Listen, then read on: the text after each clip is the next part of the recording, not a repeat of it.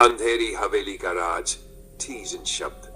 भागवन, अनदेखा रास्ता, संध्या का समय था।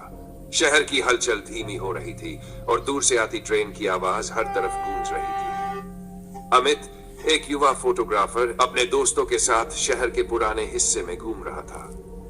उन्होंने सुना था कि वहां एक पुरानी बर्बाद हवेली है जिसे लोग डर के मारे खाली हवेली कहते हैं। अमित को डर और रहस्य की दुनिया में हमेशा से जिज्ञासा रही थी। उसने तय किया कि वह इस हवेली की रात में फोटोग्राफी करेगा और शायद कुछ अद्भुत तस्वीरें भी ले आए। रात के 11 बजे अमित अपने कैमरे, टॉर्च और बैकपैक के साथ हवेली के पास पहुंचा।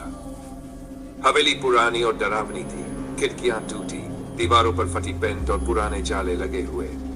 हवेली का मुख्य दरवाजा गहरी लाल रंग की पेंट से रंगा हुआ था, जो अब धूल और मकड़ी के जाले से काला पड़ चुका था। अमित ने धीरे धीरे दरवाजा खोला और अंदर कदम रखा। हवेली के भीतर की हवा में पुरानी लकड़ी और सड़े फर्नीचर की गंध थी। टॉर्च की रोशनी हवेली के दीवारों पर पड़े पुराने चित्रों और फटे पर्दों को चमका रही थी। जैसे ही अमित अंदर बढ़ा, उसने महसूस किया कि हवेली असामान्य रूप से बड़ी और भटकाऊ है।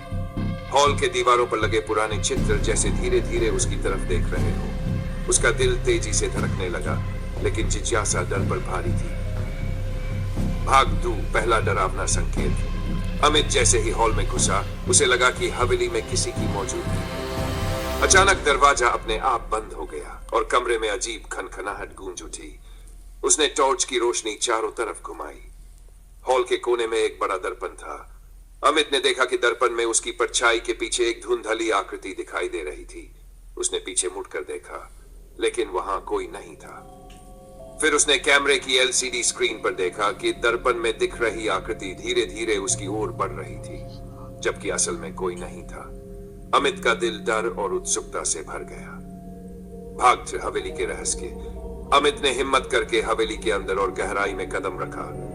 हर कमरे में पुराने फोटो और तख्तियां लगी थी, लेकिन फोटो सामान्य नहीं थे। उनमें दिख रहे लोग हमेशा खाली और सूनी आंखों से उसकी तरफ देख रहे थे, जैसे उनकी आत्मा हवेली में ही फंस गई हो। अमित जैसे ही किसी कमरे में गया, उसे धीमी फुसफुसाहटें सुनाई दी। कमरे में फर्श पर एक पुरानी डायरी पड़ी थी।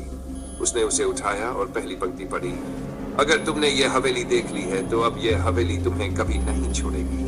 अमित की सांस थम गई। उसने डायरी पढ़ना जारी रखा।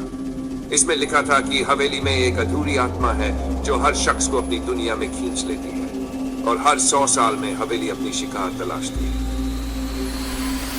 अजीब घटनाएं। जैसे ही अमित डायरी पढ़ रहा था, हवेली की हवा अचानक ठंडी हो गई।